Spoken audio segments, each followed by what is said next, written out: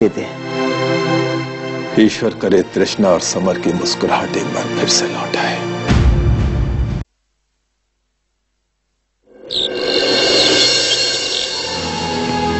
जी, मुझे भूख नहीं है।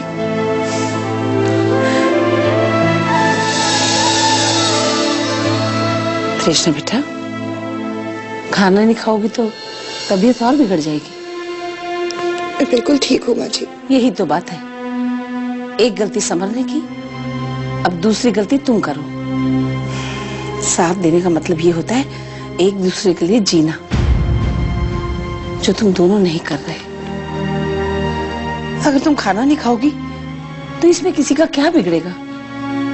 तबीयत तो तुम्हारी खराब होगी ना। और फिर जब समर वापस आएगा और तुम्हारी ये हालत दिखेगा तो वो तो यही समझेगा ना कि तुमने उसके प्यार को नजरअंदाज किया है और तुमसे फिर दूर चला जाएगा।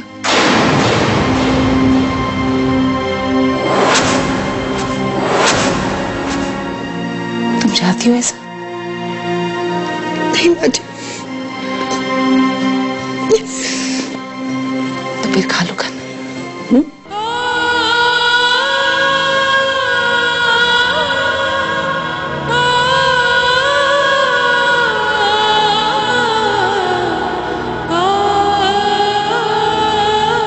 अब क्यों रो रही है बेटा?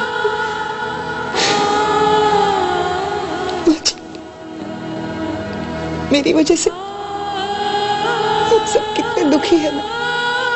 समर आप लोगों से इतने दूर चला गया और अल्पा दीदी, वो मेरी वजह से इस बात को लेकर परेशान है कि कहीं वो अंश को खो ना दे। ऐसी बात नहीं है बेटा।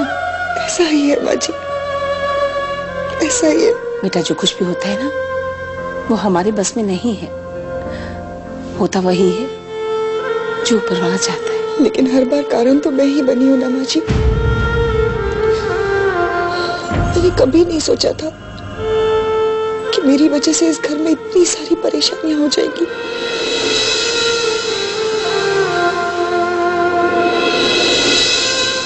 मुझे माफ कर दीजिए माँ जी, मुझे माफ कर दीजिए।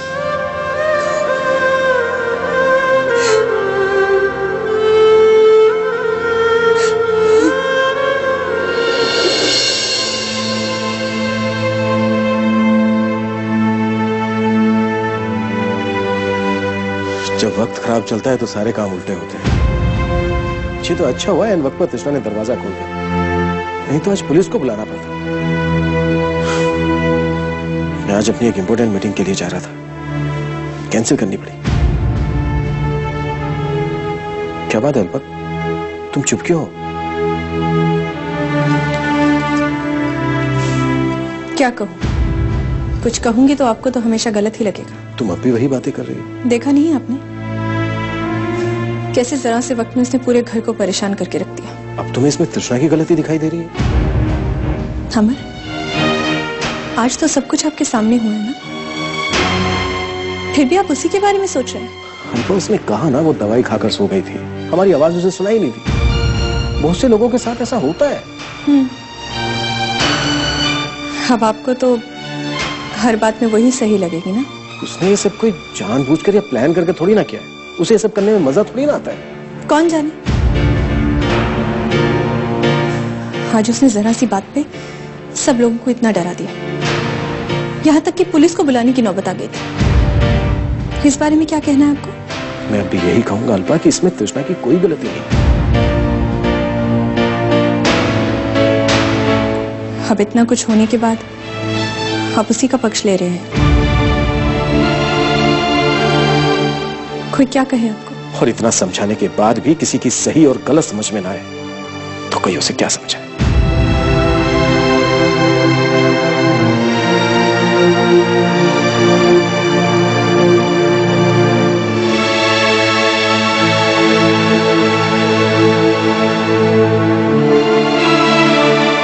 और पता नहीं क्यों तृष्णा की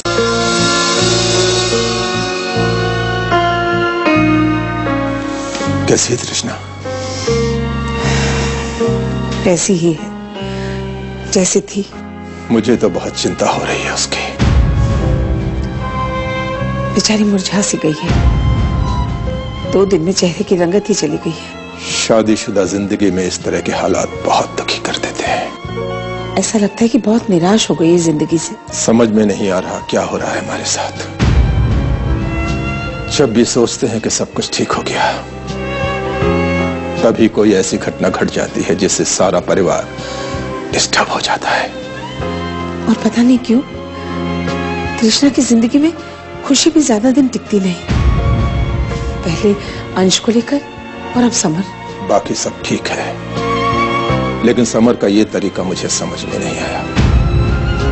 उसकी इस गैर जिम्मेदार हरकत ने मुझे अंदर तक हिला कर रख दिया है। अब जाने भी दीजिए, अब कब तक समर से नाराज रहेंगे? अरे काम ही उसने कुछ ऐसा किया है। मैंने हमेशा उसे समझदार समझा, और वो समझदार है। उसने तृष्णा का साथ हमेशा दिया है। हालात कैसे भी हों, उसने तृष्णा का साथ कभी नहीं छोड़ा। तो फिर अब क्या हो गया उसे? कभी कभी इंसान के जीवन में ऐसे हालात आ जाते हैं कि वो समझ नहीं पाता उसे क्या करना है, और ऐसी नासमझी में ही वो ऐसे कदम उठा लेता है। अब समर को अपनी जिम्मेदारी समझकर सब कुछ ठीक कर लेना चाहिए। मुझे पूरा भरोसा है समर के आने पर सब कुछ ठीक हो जाएगा। बस आप इस बारे में सोच सोच कर अपनी तबीयत मत खराब कीजिए। तुम्हारे होते हुए मुझे कुछ नहीं होगा नंदिता। इतना विश्वास है मुझ पर? हाँ, इसी विश्वास पर तो यहाँ तक का सफर काट लिया मैंने। काश यही विश्वास समर और तृष्णा के रिश्ते में भी आ जाए। हाँ, वो हमारे बच्चे हैं नंदिता, और कुछ नहीं तो हमसे एक दूसरे का साथ निभाना तो सीख ही लेंगे।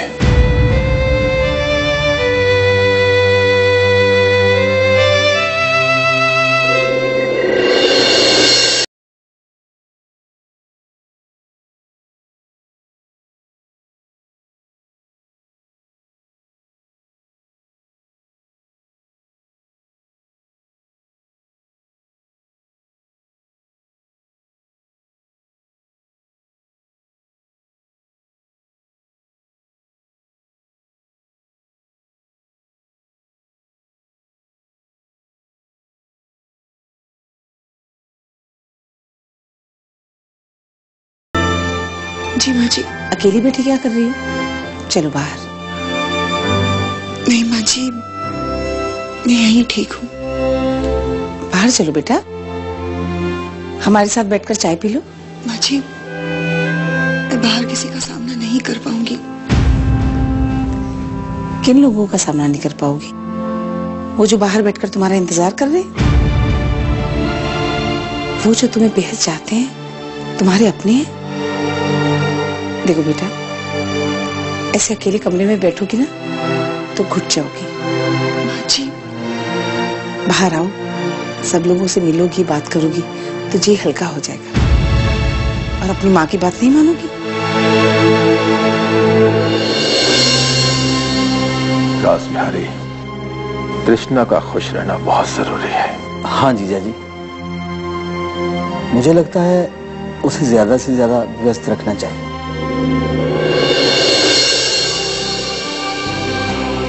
लीजिए पापा। खुश रहो बेटा।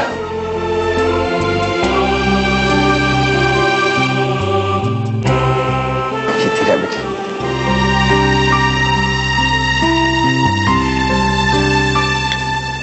अल्पा, अंश कहाँ है? पापा वो अंदर पढ़ाई कर रहा है। अरे उसे भी यहाँ बुला लो हम सबके साथ। नहीं नहीं पापा, बड़ी मुश्किल से पढ़ने के लिए बैठा है, तब से खेल ही तो रहा था। लो, अमर भी आ गया। बेटा अमर जी, गर्मा गर्म चाय तुम्हारा इंतजार कर रही है। अरे वाह, लीजिए। इस वक्त तो मुझे इसकी सख्त जरूरत है। आजा।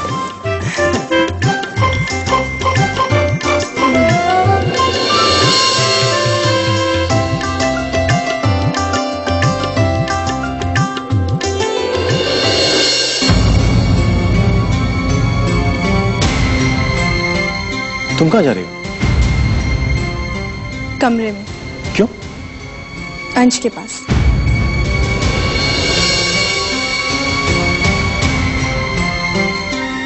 वो वहां अकेला है ना, और वैसे भी मेरा अंदर रहना ही ठीक है।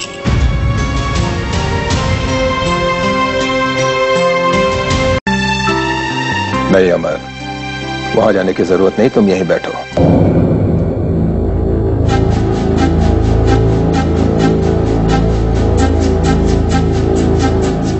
छोड़ो चलो। जीजा जी, अब आप बताइए, आप क्या बता रहे थे? शादी के टाइम क्या हुआ था? अरे हाँ, बड़ा मजेदार किस्सा था वो। सब लोग सुनो। कृष्णा बेटा, तुम भी सुनो। क्या हुआ था हमारे साथ जब हम नंदिता जी को शादी के लिए देखने जा रहे थे। अब क्या बताएं, हम गाड़ी चलाते हुए चले जा रहे थे। अचानक इतने में भयंकर बारिश शुरू हो गई, भयंकर बारिश। सड़क पे कुछ नजर नहीं आ रहा था, लेकिन हम चलते चले जा रहे थे।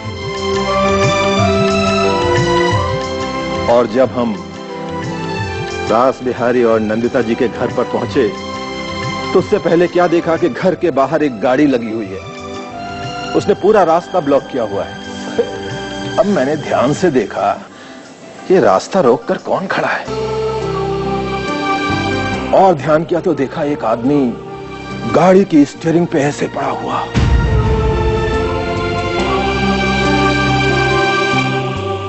अब मेरे दिल ने कहा, ये क्या, कहीं इसका दिल धड़कना तो बंद नहीं हो गया। मुझे इसकी हेल्प करनी चाहिए। मैं जल्दी से अपनी गाड़ी खोलकर भयंकर बारिश में उसकी तरफ बढ़ा। 1 सेकंड में पूरा तरबतर। और जब मैं उसकी गाड़ी के पास पहुंचा तो मैंने देखा वो साहब गाड़ी की स्टीयरिंग पे ऐसे हाथ रख के वाइपर फिक्स करने की कोशिश कर रहे हैं, फिक्स करने की कोशिश कर रहे हैं, और उनका वाइपर फिक्स नहीं हो रहा है।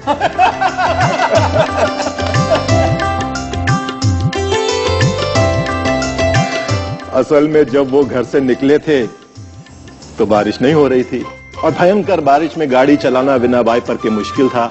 मैंने उन साहब से कहा, लाइए साहब, मैं आपकी मदद कर दूं, आपका वाइपर लगा दूं। उन्होंने मुझे ऊपर से नीचे तक देखा और सोचा, ठीक है, लगा दो लगा दो। मैंने गाड़ी का वाइपर कर दिया फिक्स। और जैसे ही मैंने एक कदम पीछे लिया, मेरा पैर फिसला और मैं गिरा धड़ाम से। ऊपर से नीचे तक कीचड़ ही कीचड़। इतने में बारिश हो गई बंद। वो साहब बड़ी शान से अपनी गाड़ी से बाहर निकले और मेरी तरफ हाथ बढ़ाया। मैं उनका हाथ पकड़ के खड़ा हो गया। रास बिहारी साहब, तुम्हें तो सब पता होगा, क्यों? सब याद है जीजा जी, जीजी की शक्ल देखो।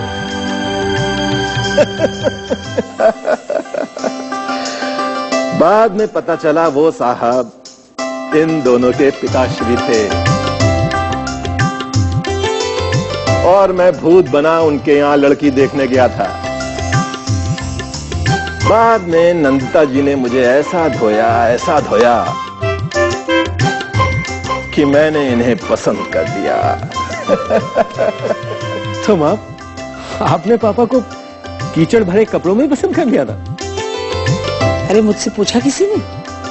बाबूजी ने कहा कि इनसे शादी करनी है तो बस कर ली। अरे नंदिता, बच्चों के सामने तो बोल दो, झूठ ही बोल दो कि तुमने मुझे पसंद किया था। अभी समर होता ना तो आपको खूब छेड़ता।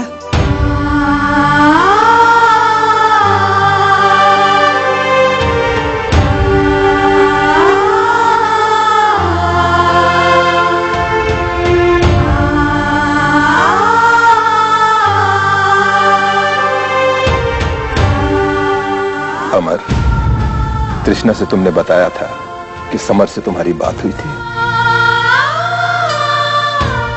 और नो, अब मैं क्या करूं तृष्णा से? हाँ अमर, तुम्हारी बात हुई थी समर से? हाँ, मैं बातों ही बातों में बताना भूल गया। आज मेल आया था समर का। वो ठीक है, वहां आज रात को ही लंदन के लिए निकल रहा है। मिस्टर रस्तोगी भी उसके साथ जा रहे हैं। कल मीटिंग करेगा और उसके 3 दिन बाद यहाँ के लिए निकलेगा। चलो शुक्र है, उस लड़के में इतनी अकल तो आई, अगर फोन नहीं किया तो मेल ही कर दिया। अरे भाई, वो समझदार मामा का समझदार भांजा है।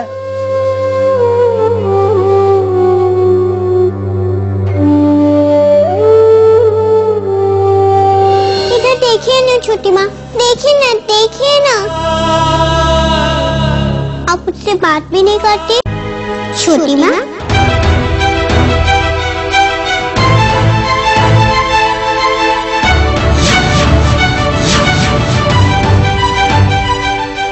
क्या कर रही हो छोटी माँ? खाना बना रही हो? क्या बनाया है? मुझे बहुत भूख लगी है।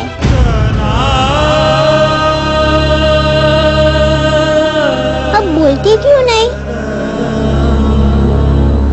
अच्छा हाँ, माँ ने कहा था कि आपकी तबीयत खराब है, इसलिए आप नहीं बोल रही हो ना। लेकिन आप इधर क्यों नहीं देख रही हो? इधर देखिए ना छोटी माँ, देखिए ना। आप मुझसे बात भी नहीं करती और खेलती भी नहीं। क्यों छोटी माँ, क्यों?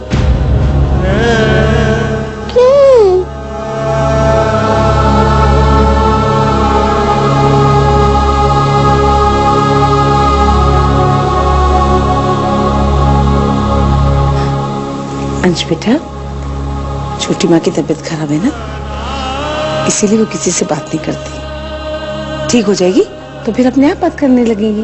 तो कब ठीक होगी उनकी तबीयत? बहुत जल्दी ठीक हो जाएगी, और फिर वो तुम्हारे साथ बात भी करेंगी और खेलेंगी भी। ठीक है? ठीक है।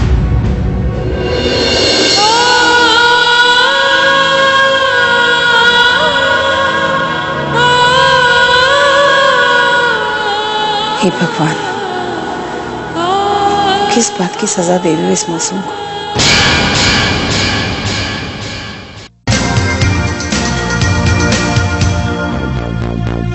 करम धर्म अपना अपना। प्रायोजक वैसलीन इंटेंसिव केयर क्रीम, 24 घंटे सुरक्षा।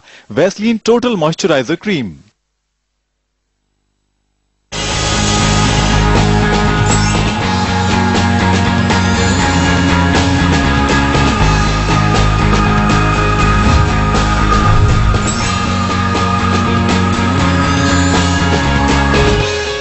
डाबर गुलाबरी कोल्ड क्रीम और डाबर वाटिका शैम्पू प्रस्तुत करते हैं। मैं आज ही चिंटू जी को निमंत्रण भेज रही हूँ कि वो जल्द से जल्द अपनी मातृभूमि में पधारें।